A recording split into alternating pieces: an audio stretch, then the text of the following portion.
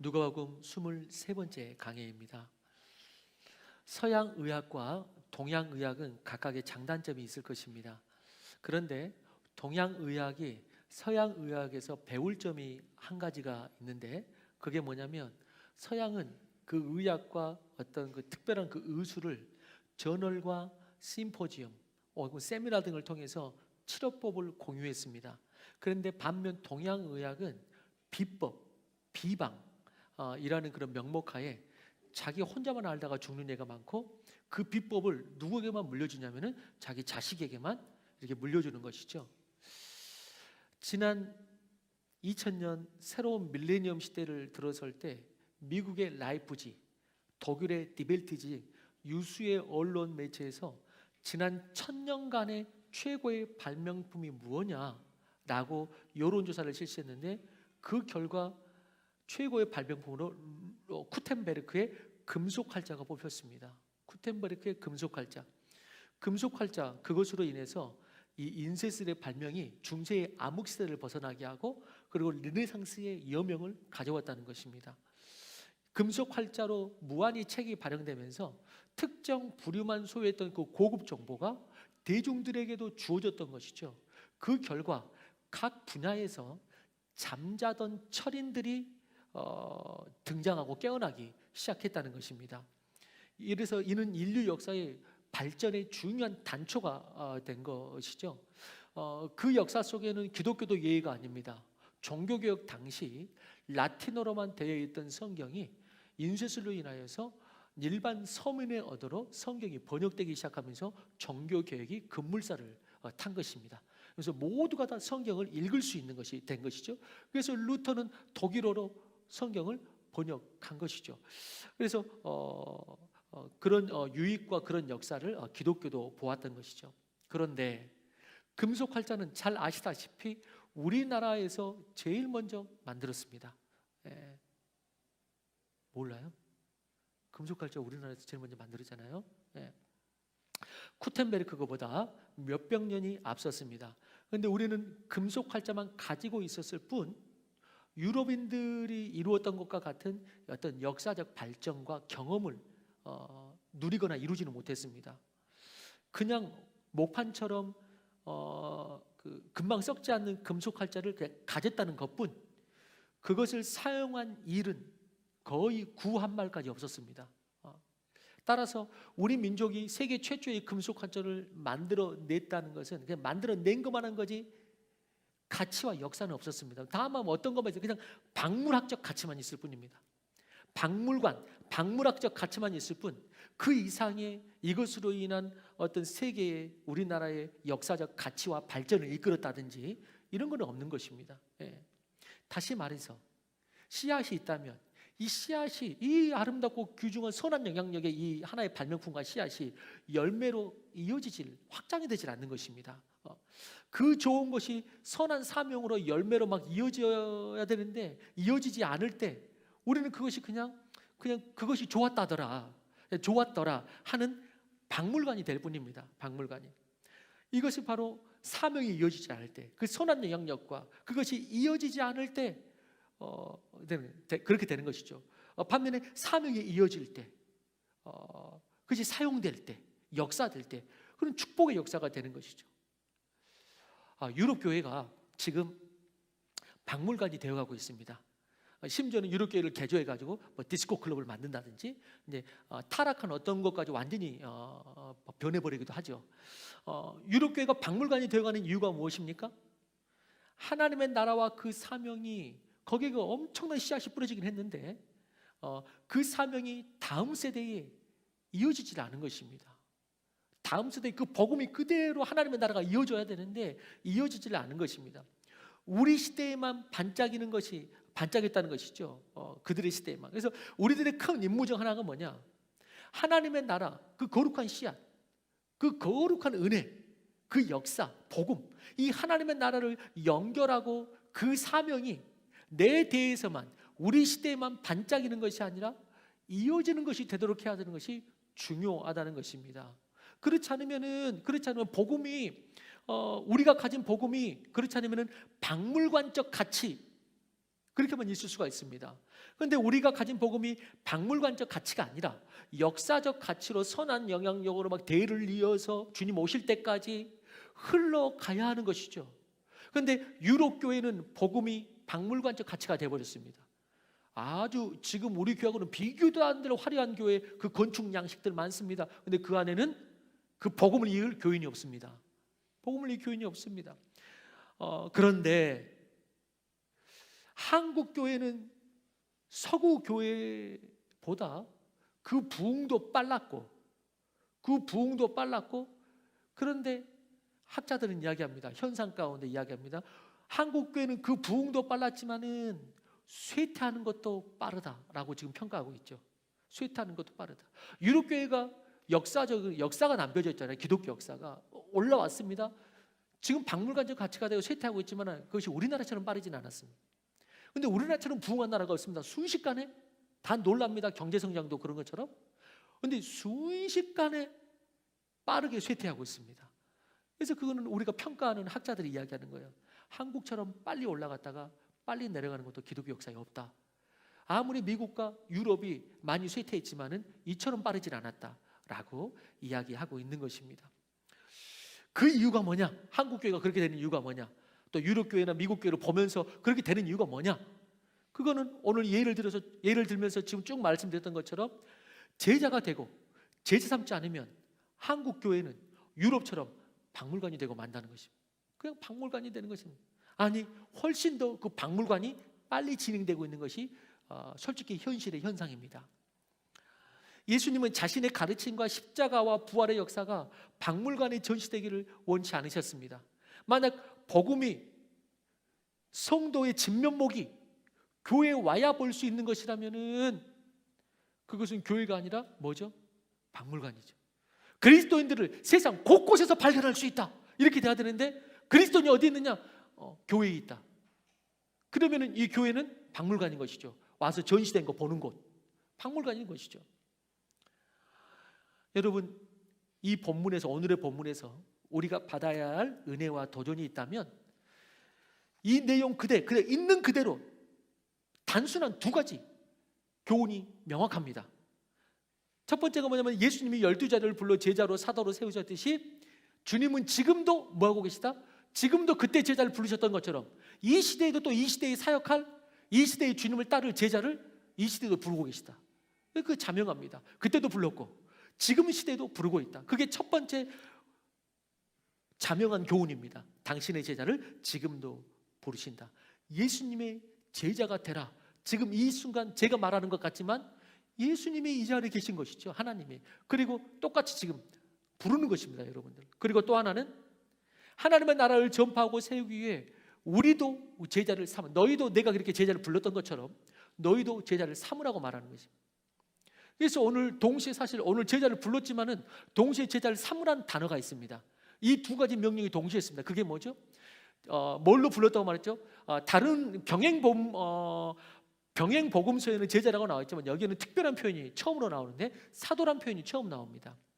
그럼 사도란 뜻이 뭡니까? 사도란 뜻이 보냄을 받은 자 이런 뜻입니다. 보냄을 받은 자. 그러니까 사실은 사도로 불렀다. 이 말은 무슨 말이냐면 사도로 불렀지만은 너희들을 불렀지만은 동시에 사도라고 이름했다는 것은 혹은 동시에 보냄을 받았다라는 걸 뜻하는 것이죠. 그렇기 때문에 오늘 본문에는 두 가지가 동시에 있습니다. 제자를 부르셨다. 그리고 다시 제자 삼으라고 보내셨다. 여기 안에 이 두 가지의 부름이 지금 같이 동시에 있는 것입니다.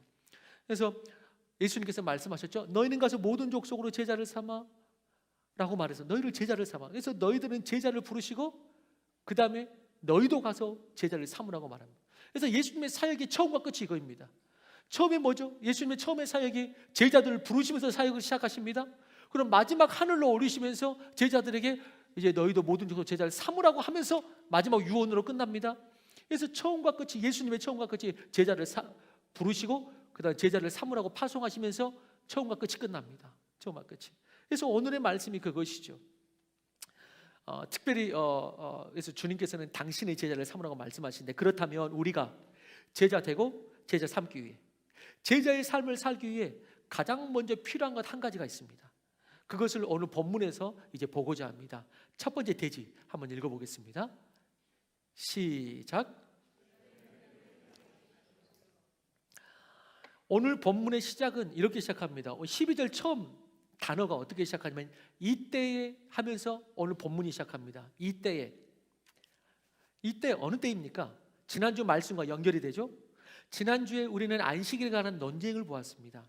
예수님이 안식일에는 율법을 지키고 모든 일을 멈추어야 하는데 제자들이 배고파서 미리삭을 까먹고 그 다음에 오른손 마른 병든 자를 고치고 이러니까 이것을 옆에 있는 서기관과 바리새인들이 보고 저거 안식일을 어긴다고 고발하려고 하고 이 예수님이 말씀하셨죠. 안식일의 주인, 내가 안식일의 주인이다.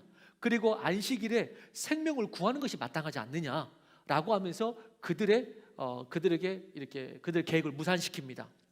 이에 11절에 오늘 본문 12절 바로 위에 11절에 예수님을 고발하라고 했던 서기관과 바리새인들의 모습으로 이제 끝납니다. 그 11절 안식일 논쟁이 어떻게 끝나는지 11절 한번 읽어보겠습니다. 시작. 그들은 노기가 가득하여 예수를 어떻게 할까 서로 의논하니라.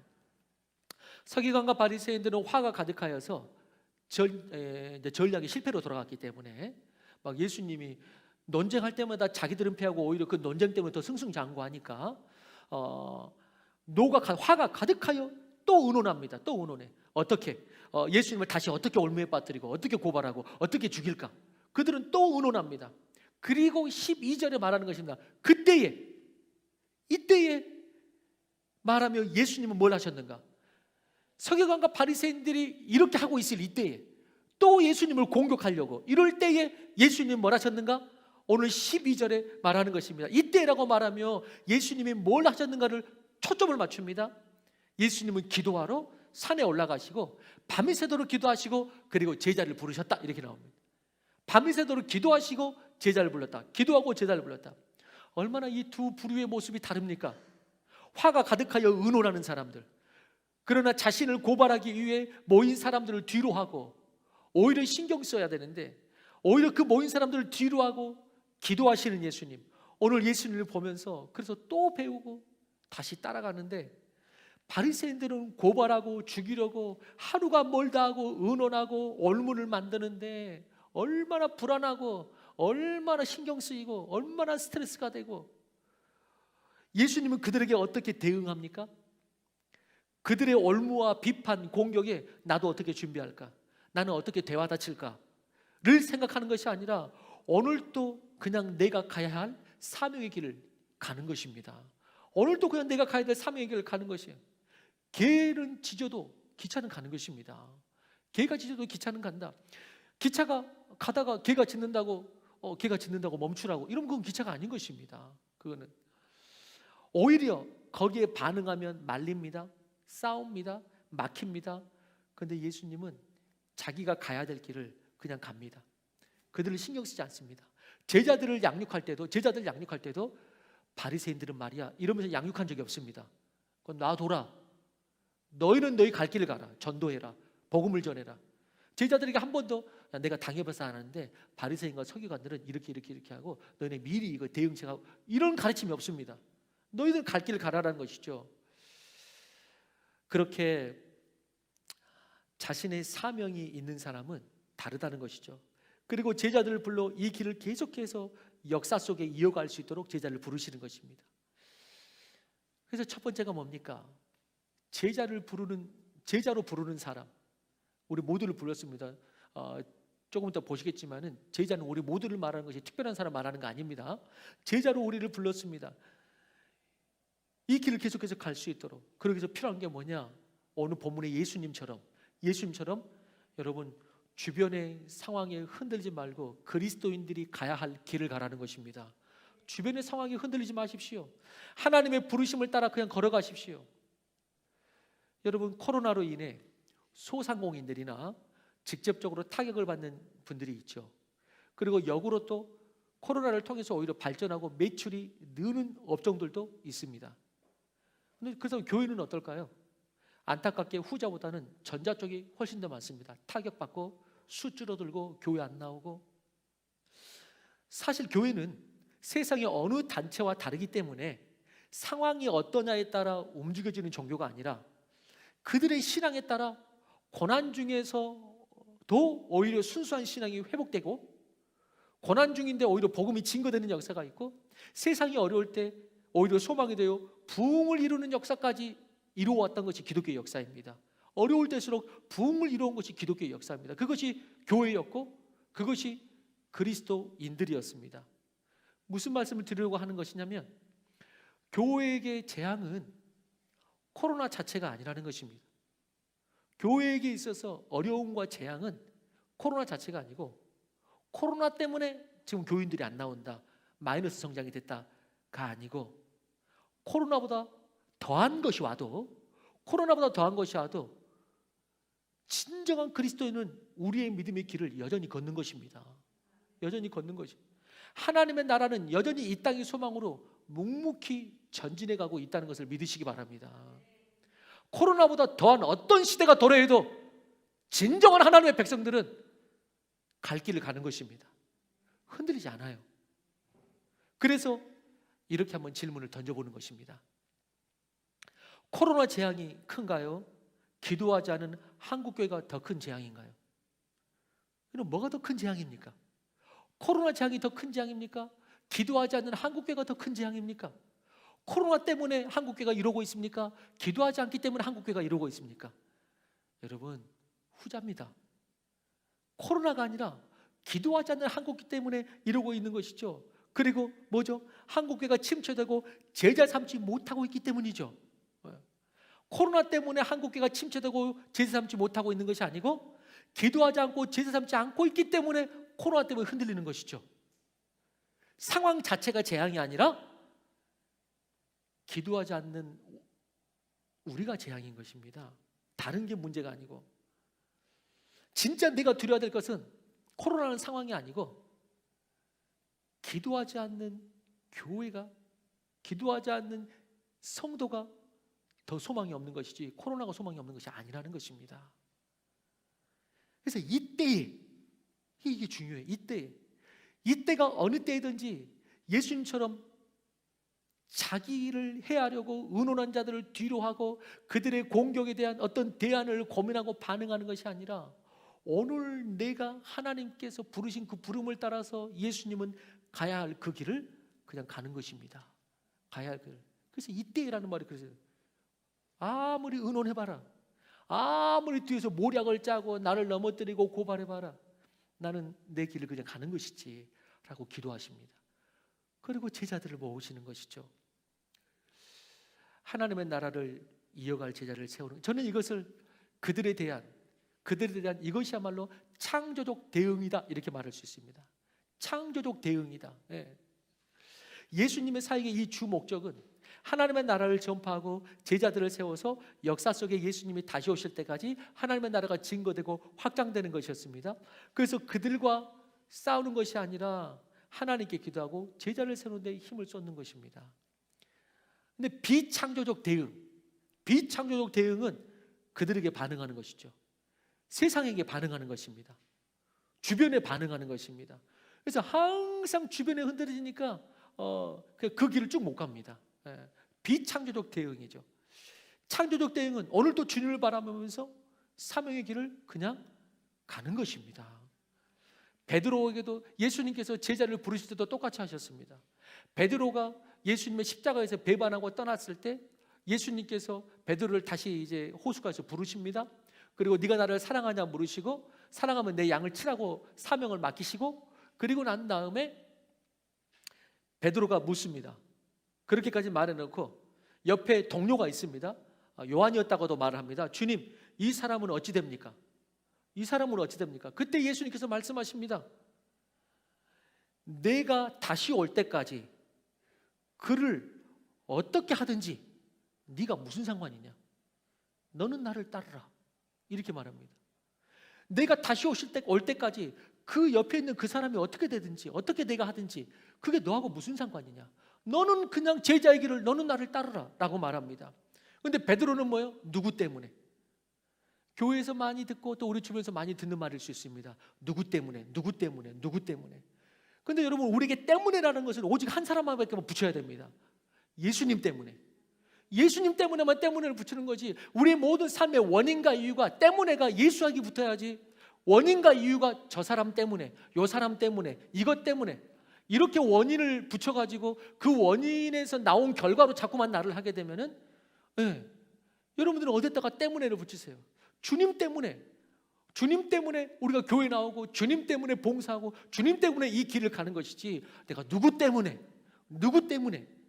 여러분, 이러면은 여러분 그 제자의 길을 가기가 힘들다는 것입니다. 그래서 오늘 예수님께서도 당신의 길을 가실 때에 제자들에게 보여주시는 모습이, 예수님도 당신의 길을 가실 때에 보여주는 제자의 길 첫 번째 모습이, 이때에 누구 때문에가 아니고 그 모든 주변의 환경에 흔들리지 말라.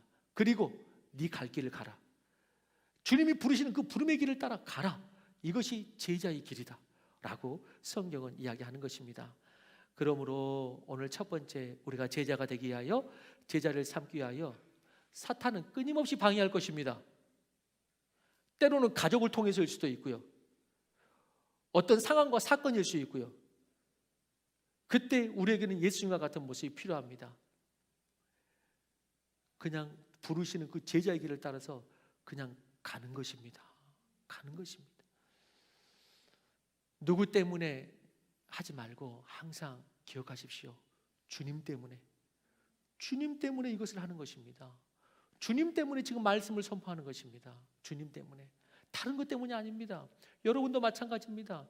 주님 때문에 오늘 말씀을 받을 수 있는 여러분들이 되기를 주님으로 축원하는 것입니다. 주님 때문에 받아야죠. 자, 두 번째입니다. 두 번째 대지 시작. 근데 그러면 이제 제자가 될 수 있으면 제자가 되는 거죠. 제자가 먼저 돼야 됩니다. 예수님이 이 땅에 오셔서 예수님의 사명을 크게 두 가지로 이야기합니다. 예수님의 사명 크게 두 가지.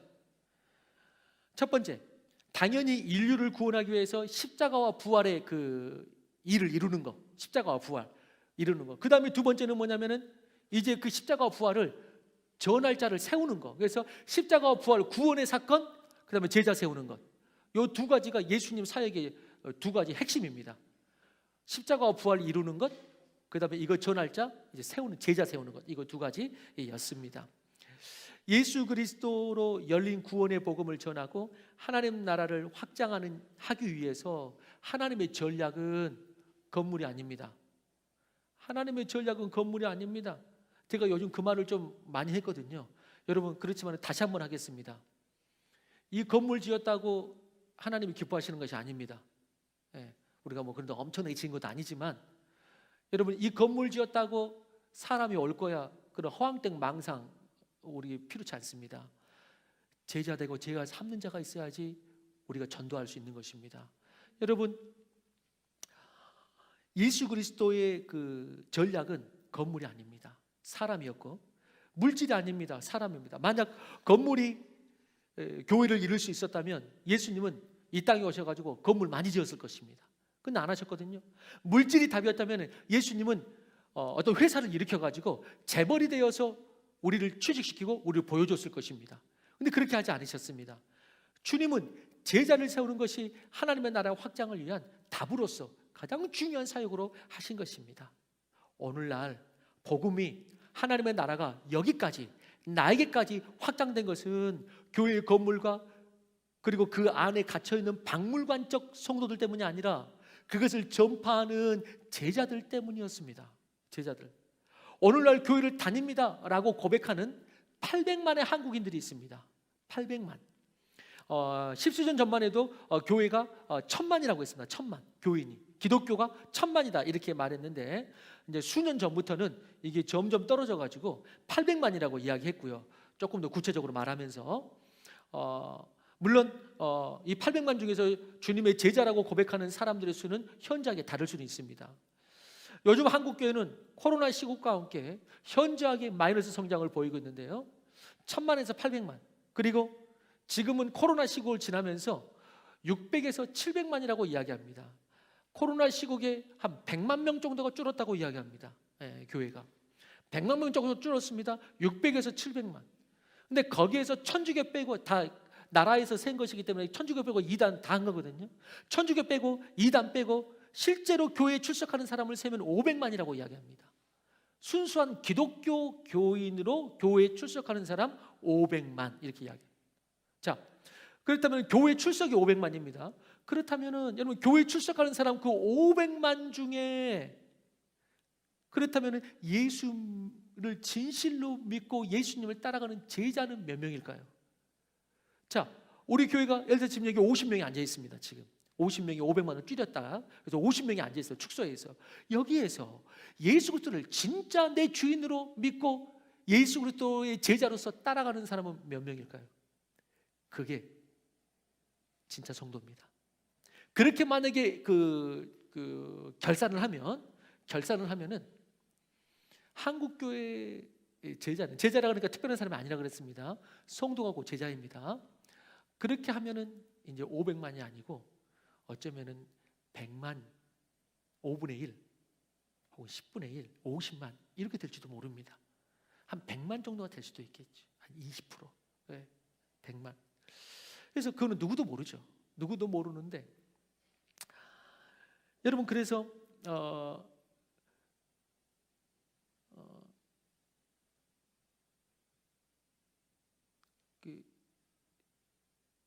한편으로 생각하면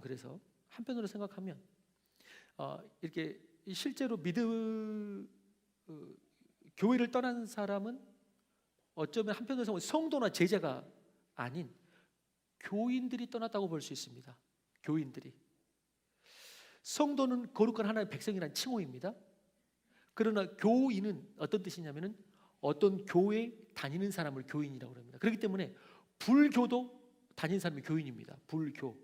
천도교도 거길 다니는 사람을 교인이라고 부를 수 있습니다. 교인입니다. 그러므로 이 통계는 우리가 방금 말씀드린 그 통계는 교회의 실제적인 통계이지만은 여러분 우리가 이렇게도 생각해 볼 필요가 있습니다. 천국의 실제 통계는 마이너스 된 적이 없습니다. 왜? 하나님께서 구원받은 자를 절대 놓치지 않는다 그러는데 그럼 하나님 다 놓쳐버렸냐고. 이거 말이 안 됩니다. 천국의 통계에서는 마이너스 된 적이 없습니다.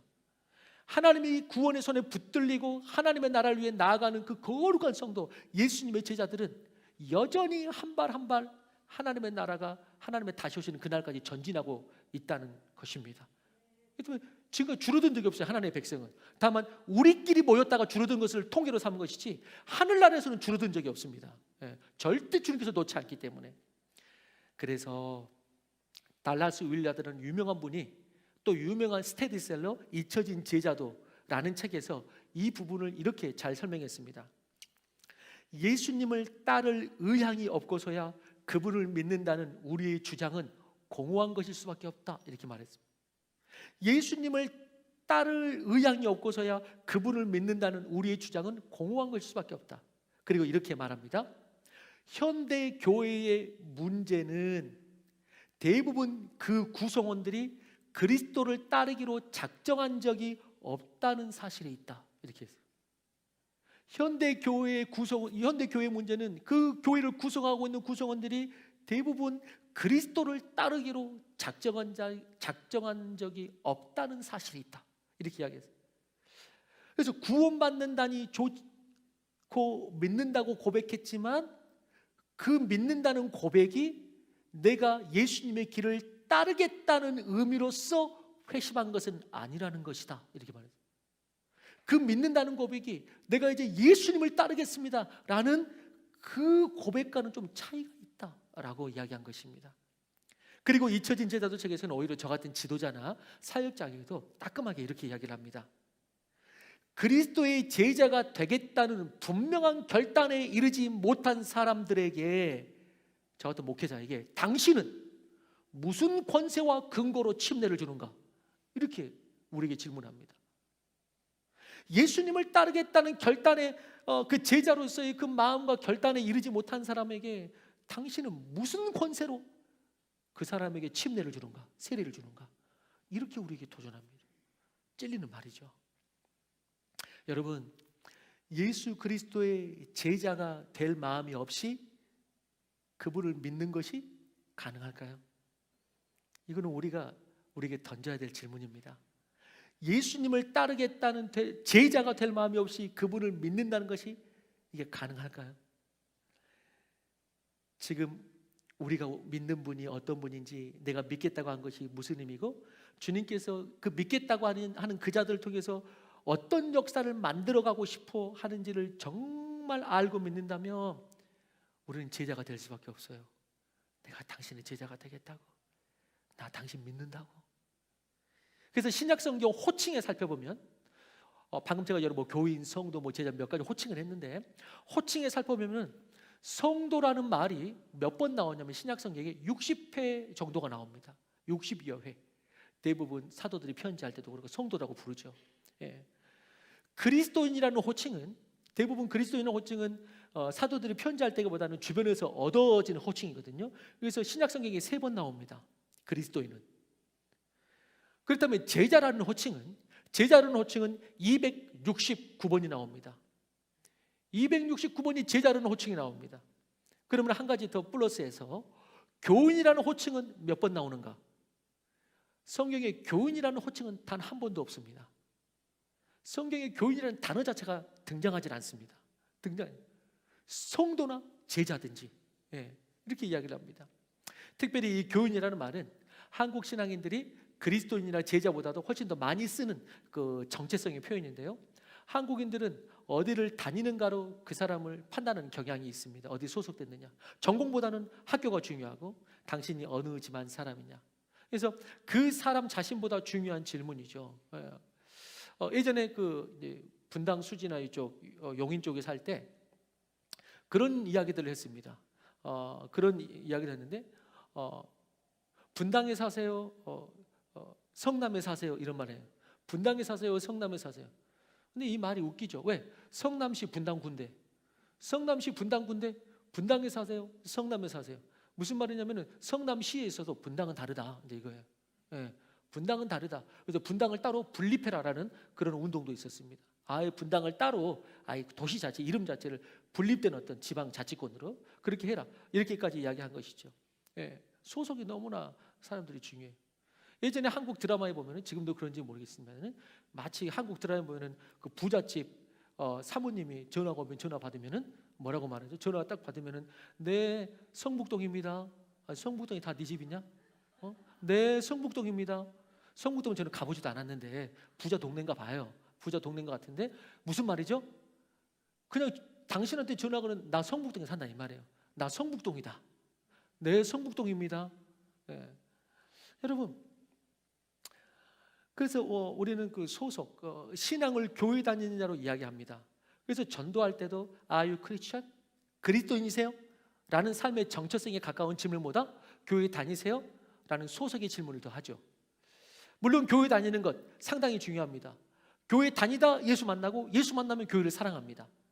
그러나 그럼에도 불구하고 중요한 것은 당신이, 내가 그리스도인이냐, 이게 중요합니다. 당신이 그리스도인이냐, 그리스도의 사람, 이것을 한마디로 뭐라고 하나요? 그리스도의 인, 이걸 제자라고 말하는 것입니다. 제자. 그래서 예수님은 이 땅에서 승천하실 때 너희는 가서 모든 족속으로 교인을 삼고, 이렇게 말하지 않습니다.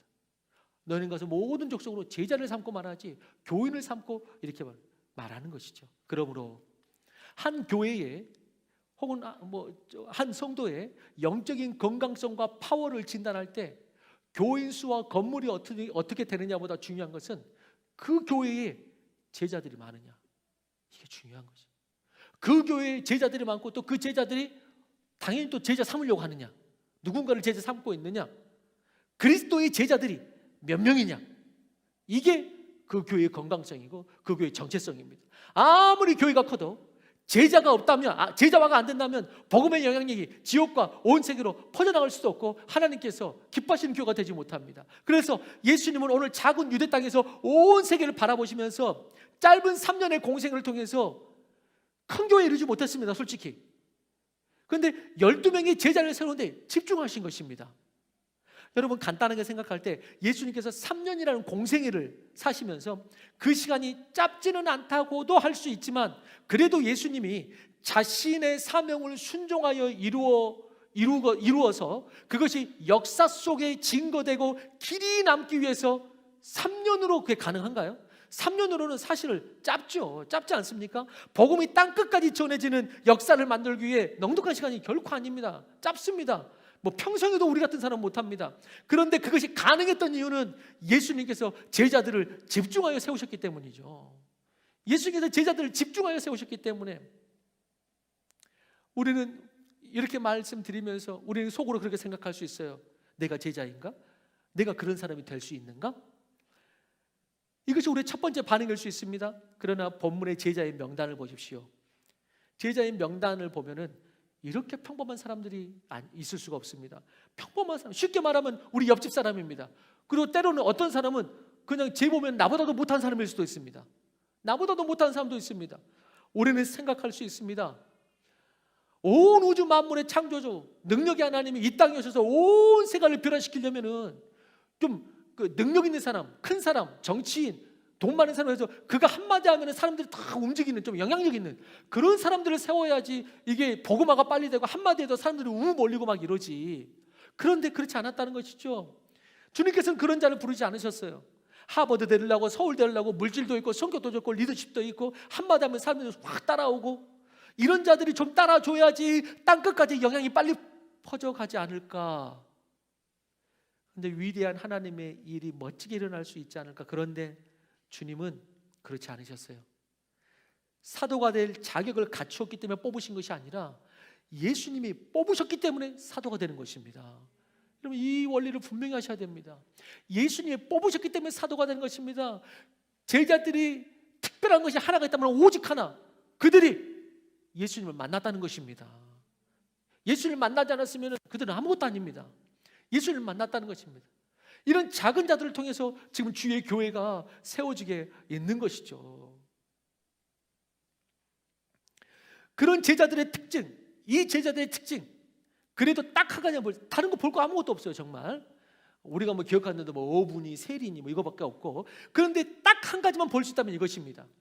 오늘 본문 외에 제자들을 부르시는 장면들에서도 볼 때 예수님이 부르시면 딱 한 가지 제자들의 장점, 그는 부르시면 즉각 순종하여 따랐다는 것입니다.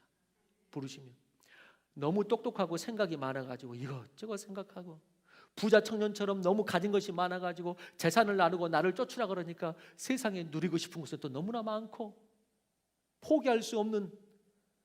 그래서 어떤 자들이 예수님이 부르면 나오는 자들, 물론 그렇다고 해서 이 제자들이 생각이 없다거나 고민이 없다고는 말할 수는 없을 것입니다. 이들도 인간이기 때문에 잠깐 고민도 할 수 있는데 그것이 기록 안 될 수도 있습니다. 그러나 분명한 것은 그리 오래 걸리지는 않았다는 것입니다. 분명히 오래 걸리지는 않았습니다. 병행복문인 마가복음에서 제자들을 부르실 때 이렇게 말합니다. 마가복음 3장 13절입니다. 같이 시작. 또 산에 오르사 자기가 원하는 자들을 부르시니 나오는지다. 부르시니 나왔다. 그래서 제자들의 유일한 조건이 있다면 그게 뭐냐? 순종하는 자들을 그는 부르셨습니다. 순종하는 자가 제자가 되었습니다. 교회는 어떤 사람들을 부흥하느냐? 여러분 똑똑한 사람을 세운다고 부흥하지 않습니다. 능력 있는 사람을 세운다고 부흥하지 않습니다. 부자들을 장로로 세워야지 좀 교회 일이 되지, 그렇지 않습니다. 순종하는 자, 그들을 통해서 하나님께서는 역사를 이루십니다. 순종하는 자를 통해서 교회가 이루어집니다. 아까도 갑자기 생각이 나서 일부 예배 때도 원고에 없는 예화를 드렸는데 순복음교회 같은 경우도 누가 이룰 것 같습니까? 여러분 그 순복음 고조인교 목사님이 간증해 보면 이런 얘기가 나오죠. 한참 부흥해가지고 이제 교회를 이제 크게 이제 성전 건축한다고 크게 해가지고 했는데 뭐 공사가 중간에 멈추고 돈이 지불 안 되니까 업자들이 찾아오고 또 깡패들이 찾아오고 그래가지고 거의 뭐 때로는 구타를 당하기도 하고 너무나 고통스러워가지고 조인규 목사님이 간증할 때마다 이 이야기를 하는데 너무나 고통스러워서 거기서 그 건물 지어지는 그 옥상에서 뛰어내리려고 목사가 자살할 정도까지 생각했으면은 여러분 완전히 끝까지 고민으로 간 것입니다. 얼마나 힘들었으면은 그것까지 생각하면서 나아갔어요. 그래서 옥상에 올라가고 내가 여기서 죽어야 되나 너무나 고민이 돼가지고 그렇게 해서 금요 기도회나 주일 때마다 성도들에게 함께 하자고 아무리 동료해도 성도들이 참여를 잘 안 하고 아무리 동료해도 성도들이 잘 참여를 안 하고 그러면서 너무나 고민되고 이 짐을 다 지고 어떻게 할까 그런데 어느 금요 기도회 때 그때도 너무나 힘들어가지고 애타게 부르짖으면서 이거 해결해야 된다고 기도하자고 주의 성전 세워지게 기도하자고 애타게 기도하는데 어느 날 금요일 날 설교하는 중간에 교인 중에 나이 많으시고 그 가난한 할머니 오답반들 제대로 없는 한복 입으시고 그 할머니가 설교하는데 앞쪽으로 나오더라는 것이죠. 설교하는데 깜짝 놀라고 하는 할머니 왜 그러세요? 들어가시라고. 아니 목사님 제가 꼭 할 말이 있다고 예배 중에. 그래서 어쩔 수 없이 여기다가 자기 집에서 무슨 보자겠다가 뭘 싸가지고 갔는데 너무나 가난한 할머니인 줄 알아요. 헌금할 것도 없고 힘도 없어서 육체적으로 힘도 별로 없으셔. 그런데 자기 집에서 유일하게 그나마 돈이 좀이 될 만한 게 뭐냐면은 자기가 먹는 녹그릇, 노수저. 이것이 그나마 자기 집에 값어치 있는 최고의 것인 거예요. 그러니까 그거를 씻어가지고 가져왔어요. 그냥 그거를 씻어가지고 가져와서 보자기에 싸서 목사님 저는 아무것도 없는 줄 아시죠? 저는 아무것도 없고 우리 집을 뒤져봐도 뭐 드릴 것도 없고 제가 도움이 되지 않고 근데 우리 집에서 그나마 조금이라도 값어치 나는 거 요것밖에 없다고. 그래서 자기가 먹는 높 밥그릇을 씻어가지고 오늘 당장 가면 수저가 없는데 그 수저를 챙겨가지고 보자기에 싸가지고 예배드리는데 목사님 이걸 주님께 드리고 싶다고. 그거를 받고 눈물을 흘리고 온 성도들이 그때를 계기로 아무것도 없는 저 할머니도 저렇게 하는데 우리는 저 할머니보다 낫지 않냐고 그래도 그 할머니보다 낫지 않냐고 그러면서 교우들이 마음이 그때부터 합해지기 시작하고 함께 하자고 그러면서 그 성전을 세우면서 그 고난의 시간에 자살까지 생각하고 조폭들에게 그 시간에 이 할머니 그 사건을 기점으로 완전히 새로운 계기가 마련이 됐다. 여러분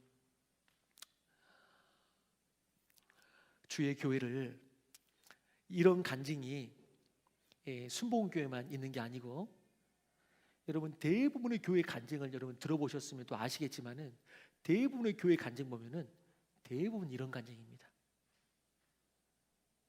어느 정도 극적이냐 아닌지는 조금 더 차이가 있겠지만은 대부분 이런 간증. 무슨 말이냐면은 우리 교회 이렇게 세워졌다 할 때 우리 교회 좀 부자들이 있어가지고 확 했잖아. 이런 간증이 별로 없습니다.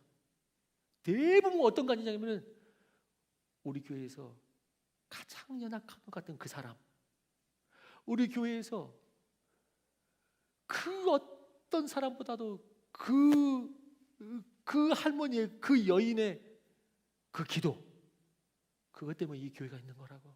대부분 이런 간증을 하지 우리 교회 능력 있는 사람 말아가지고 그냥 쫙 했잖아. 이런 간증을 해서 그런 사람이 있어가지고 된 적이 없어요 교회가. 그래서 대부분 이런 간증이에요. 뭐 하는 사람?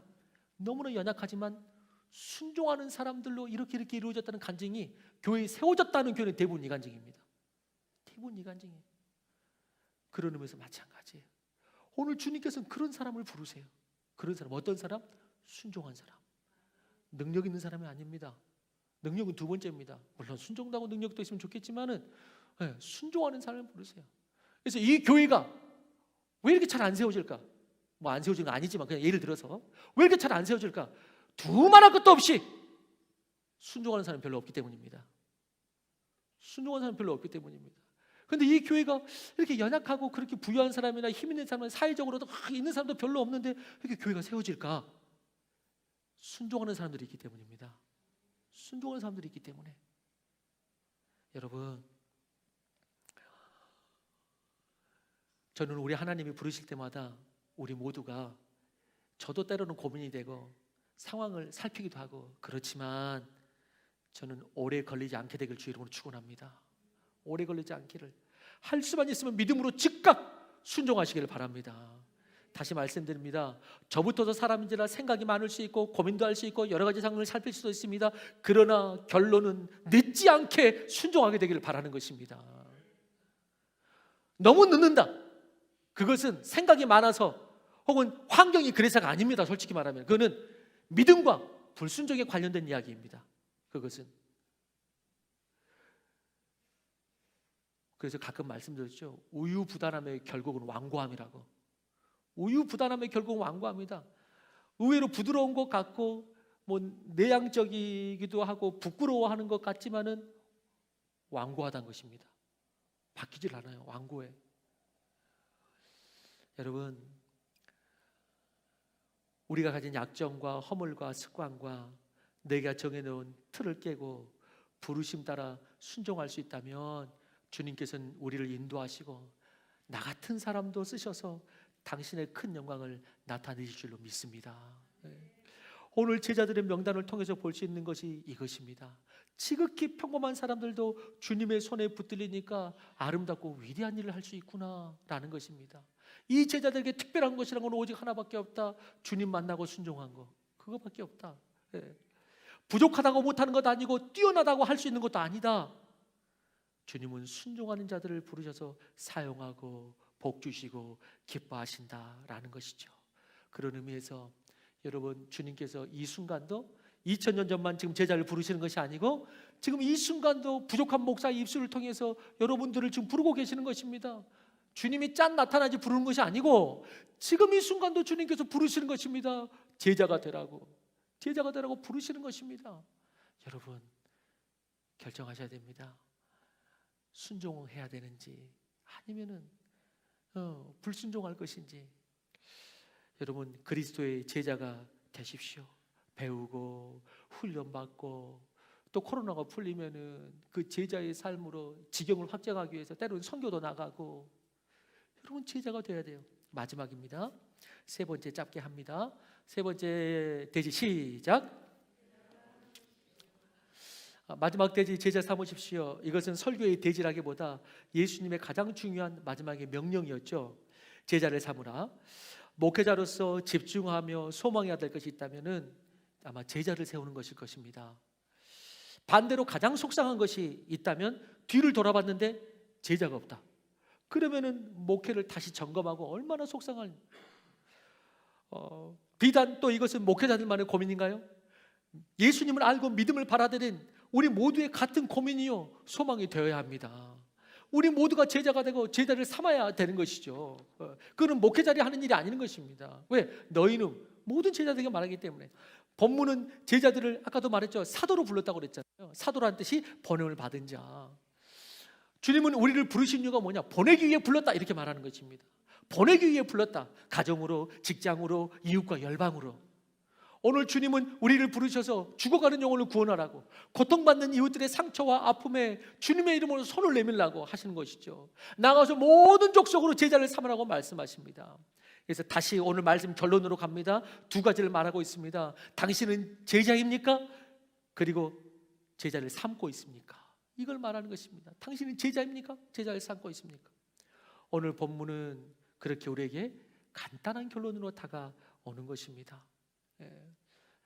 교육 목자들이 있다면 그 교육 목자들은 그 어린이들만은 제자인 것이죠. 또 다른 선생님을 나중에 만날 수도 있겠지만은 지금 시즌에서 내 제자로서 마음들을 가지고 그들을 양육해야 하는 것이죠. 청소년들을 제자 삼는 교육 목자가 필요합니다. 여러분, 제자 삼을 사람, 제자 삼을 분, 여러분 꼭 봉사로 이렇게 신청해 주세요. 청소년들을 제자로 삼을 자들, 청소년들을 제자로 삼을 자들. 장년 목자도 여러분 장년끼리니까 내가 뭘 이게 아니고요. 목자는 제자 삼는 것입니다. 목원들을 가르치고 훈련하고 하는 것이죠. 그러기 위해서 뭐라고요? 가장 먼저 중요한 것은 그렇게 제자를 삼으려면 내가 먼저 제자가 되어야죠. 내가 먼저 제자가 되어야지. 그래야지 제자를 삼을 수가 있는 것입니다. 주님의 제자. 저는 목회자로서 그래서 소망이 그것이죠. 또 우리 교회의 소망이 그것이 돼야 됩니다. 제자들을 세우는 것. 당신은 지금 섬기고 양육하고 뒤에서 도와주고 이런 제자가 있습니까? 기도해주는 제자가 있어요. 제자가 20년 30년을 신앙생활 했는데 제자가 없어. 여러분 지금부터 시작하십시오. 제자 삼으십시오. 목회를 저도 그러면서 되돌아봤어요. 그렇다면 나는 제자가 있는가? 근데 그렇게 많이는 또 생각이 안 나니까 좀 저부터도 이렇게 반성이 되더라고요. 그런데 근래에 인도의 북부의 이슬람적의 카시미르의 선교사로 나간 그 청년 제자가 연락이 왔더라고요. 10년 넘게 사역하다가 한국에 들어와서 재교육 받으면서, 선교사 재교육 받으면서 프로그램 중에 지금까지 걸어오면서 신앙의 멘토가 있다면은 서로 나누는 프로그램이 있는 거예요. 신앙의 멘토를 적고 나눠봅시다. 그런데 목사님이 생각났다고 얼마 전에 연락이 왔더라고요. 그래서 얼마나 위로가 됐어요. 저는 개인적으로 힘이 됐어요. 10수년 전에 카시미르로 인도로 선교 가기 전에 저하고 선교 많이 다녔거든요. 그리고 제가 선교부 부장일 때, 선교부 담당일 때 그때 선교부 스텝이었거든요. 그래서 같이 의논하고 기도하고 같이 선교 가고. 근데 선교를 나갔어요. 얼마나 감사했는지 몰라요. 미국에서 꾸준히 연락 오는 제자가 있어요. 근데 예수전단에서 한국인 선교사로 예수전단에 있어요. 북한 사회 가기를 원하고. 그러면서 지금도 기도 편지를 왔다 갔다 하고 해요. 그 친구 같은 경우도 저와 같이 선교 갔다가 둘이 커플이 됐어요. 저와 같이 선교 갔다가 남녀가 같이 선교 갔다가 둘이 커플이 돼가지고 둘이서 이제 선교사로 같이 헌신했어요. 그래서 얼마나 감사한지 몰라요. 그래서 돌아봤어요.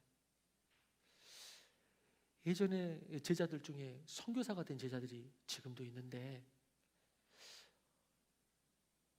지금 근 수년 동안 10년 넘게 선교사가 된 제자가 한 명도 없어요.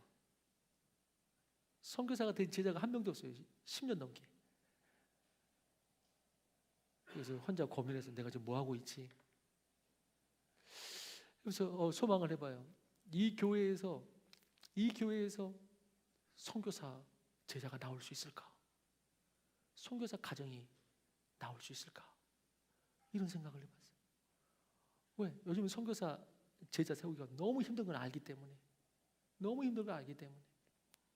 제자가 나올 수 있을까? 네, 제자가 나올 수 있을까? 예전에도 말씀드렸지만은 광주 이남에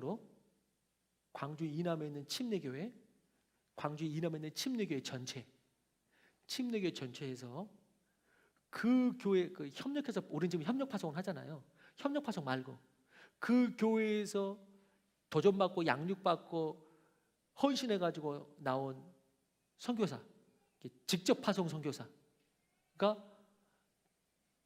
제가 침례교 해외 선교부에다가 연락을 해서 해외 선교부 명단에서 광주 이남 아래쪽 출신으로서의 선교사 파송자가 있느냐?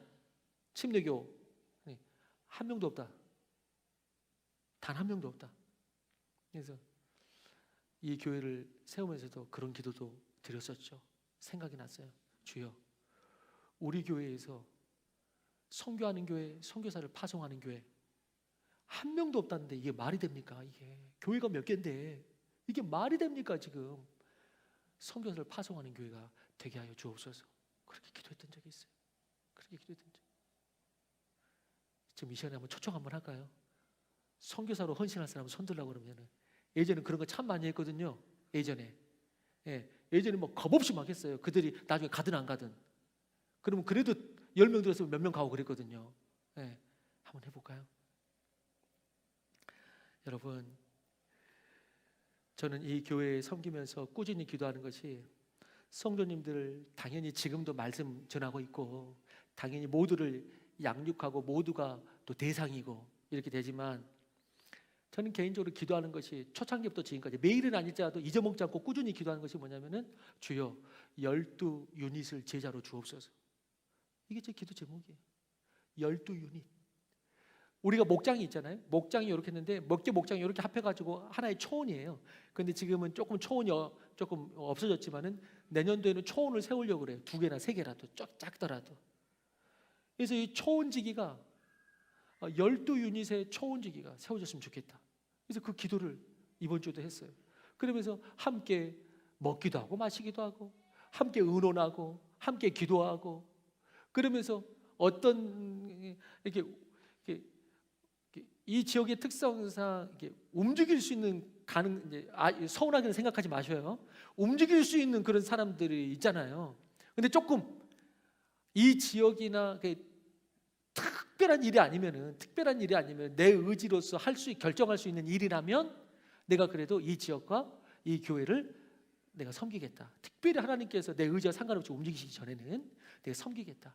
그런 분들 중에, 그런 유닛 중에 주여 12가정을 주옵소서, 12가정의 제자를 주옵소서. 그래서 그들이 어떤 그 리더십, 어떤 그 공동체로서 같이 의논하고 기도하고 같이 사역하고 그러면서 그 제자들을 또 아래 제자 삼고 이렇게 될 수 있도록 제가 12유닛을 놓고 제가 기도하고 있거든요. 그 12유닛이 또 제자 삼고 그러려고. 엊그제에도 한 자매에게 뭐 꼭 이런 12유닛일지는 모르겠지만은 한 자매에게 내년에 이렇게 영혼을 섬길 목자가 필요하고 한데 어떻게 했냐고 말했더니 흔쾌히 순종했어요. 그렇게 하겠다고. 그러면서 이렇게 이런 것들은 목자면 좀 지켜줘야 된다고, 이런 것도 좀 같이 해야 된다고, 최선을 다해서 그렇게 하겠다고, 그렇게 같이 이야기를 너무나. 그래서 어제 나누면서 순종해줘서 고맙다고 그렇게 이야기했어요. 이렇게 흔쾌히 순종해줘서 고맙다고. 설득하려고 에너지 빼는 대화가 아니고 순종하는 대화에서 너무 감사하다고. 그렇게 그러면 우리 같이 한번 공부하고 시작해보자고, 양육부터 받자고. 양육 받겠다고. 그래서 어제도 그런 나눔을 가졌거든요. 여러분, 우리 교회가 든든하게 세워지려면은 어떤 자들이 세워진다고요? 제자 되고 제자 삼는 자들이 든든하게 있어야 되고, 그리고 목회자뿐만 아니고 여러분들도 제자 삼고 제자 될 수 있습니다. 그럴 때 우리 교회가 건강한 교회가 되는 것입니다. 주님께서 우리 교회 오셔서 여기 교인 몇 명이야 물어보지 않습니다. 누구 몇 명이야? 여기 제자 몇 명이냐고 그걸 물어보십니다. 여기 교인 몇 명이야가 아니고 여기 제자 몇 명이야, 나를 따르는 제자 몇 명이야, 그걸 물어보십니다. 거기에 우리가 흔쾌하게 풍성하게 대답할 수 있는 그러한 The Way 처치가 되기를 소망합니다. 다 같이 이제 그리스도의 제자로의 부르심에 응답하고 이제 제자로서 주님을 더욱더 따라가기 원하는 사랑하는 성도들과 그들의 가정 위에 하나님의 큰 사랑과 예수 그리스도의 은혜와 성령님의 동행하심이 영원토록 함께 하시기를 간절히 축원하옵나이다.